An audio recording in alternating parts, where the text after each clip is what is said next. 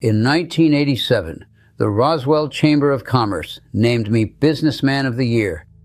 My wife didn't come to the dinner. I didn't ask her why until 7 years later. Her answer was 7 words. Those 7 words ended my marriage and saved my life. I'm 84 years old. I live alone in 200 square feet of aluminum in the middle of the Chihuahuan desert. My daughter calls it a cry for help.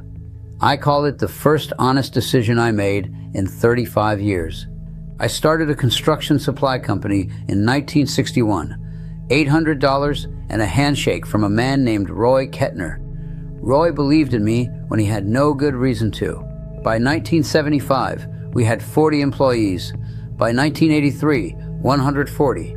By 1987, the year of that dinner, we were doing $4 million a year. I had a house with a 3-car garage in East Roswell, a boat I used twice, a membership at a club where I played golf with men I didn't trust. Every single morning I woke up at 5 a.m., not because I wanted to, because I was afraid. Afraid that if I slept past 5, someone would take something. I didn't know what. I just knew the fear, and I called that ambition. The night of the dinner, the night they gave me the plaque, I stood at the podium in a rented ballroom in Roswell, 200 people applauding, and I looked out at all those faces, people who needed something from me, people I'd outmaneuvered, people who wanted to be photographed standing next to me, and I felt nothing. Not pride, not satisfaction, not even relief. Nothing. I thought, this is the wrong feeling. This is the night I'm supposed to feel it. So I drank more bourbon than I should have. Walked into a house where Eleanor had already gone to bed. Stood in the kitchen at midnight, eating cold enchiladas out of the pan. And I thought, is this it? That's the question nobody warns you about, kid. Not, am I successful enough? Not, am I working hard enough? Is this it? And if you ever have to ask that question, you already know the answer. 7 years later, 1994, Eleanor and I were separated by then. She was in a house in Las Cruces. I was in East Roswell, alone with the 3-car garage. I drove down on a Saturday, something about the grandkids.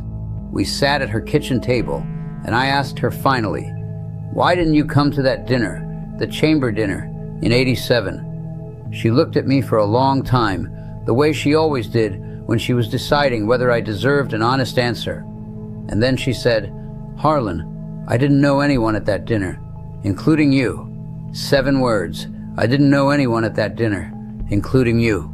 Pulled into the driveway of that big house, sat in the truck for 45 minutes, and understood for the first time that my wife, who had made my lunch every day for 26 years, who had worked 2 jobs so I could build something, who had sat alone at our daughter's first recital because I had a meeting, had been watching a performance.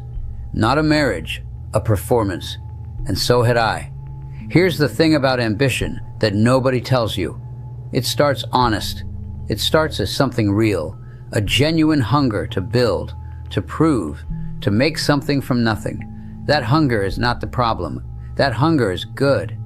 The problem is somewhere along the way, the building stopped being about the thing and started being about what it looked like to be building the thing. The house, for what people would think.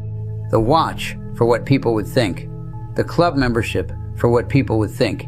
The company started honest, I'll give myself that.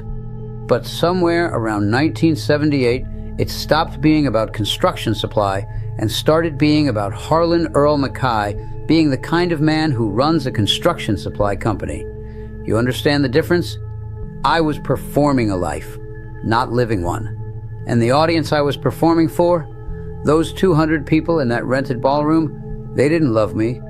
They didn't even know me. They knew the watch and the company and the plaque. You cannot receive real approval from people you don't respect. It has no weight. It goes in and falls straight through. And then you're standing at a podium on the best night of your professional life, feeling absolutely nothing. And you don't even know why. Now let me tell you what this has to do with you. You're building something right now. I can feel it. That's why you're watching this. You've got plans. You've got a number in your head, a version of yourself you're working toward. Good. Don't stop. But I need you to ask yourself one question. When you imagine arriving, when you picture the moment you finally make it, who is in the room? Is it the people you love? The ones who were there on the hard nights? The ones who know you when the performance is off? Or is it the people you're trying to impress? The ones who doubted you? The ones who laughed? The ones whose opinion you've been dragging around like a stone in your boot for 10 years? Because if the room is full of the second group, if you're building your whole life as an argument, I need to tell you what I found out in that ballroom in 1987. They won't be there. Not really. You can't win an argument with someone who lives inside your head. The person who doubted you, the one you've been trying to prove wrong, that person isn't in the room. That person is a story you're telling yourself, and no amount of success will end that story. Only you can end it. I sold the company in 1996, got a fair price. I was in a hurry, sold the house, gave the boat to my son Thomas. He sold it 6 months later, which tells you everything about the boat. Bought this Airstream in 1998 for $11,000 from a retired school teacher in Albuquerque. Drove it out here with 2 duffel bags and a Dutch oven. My daughter Sarah thought I'd lost my mind.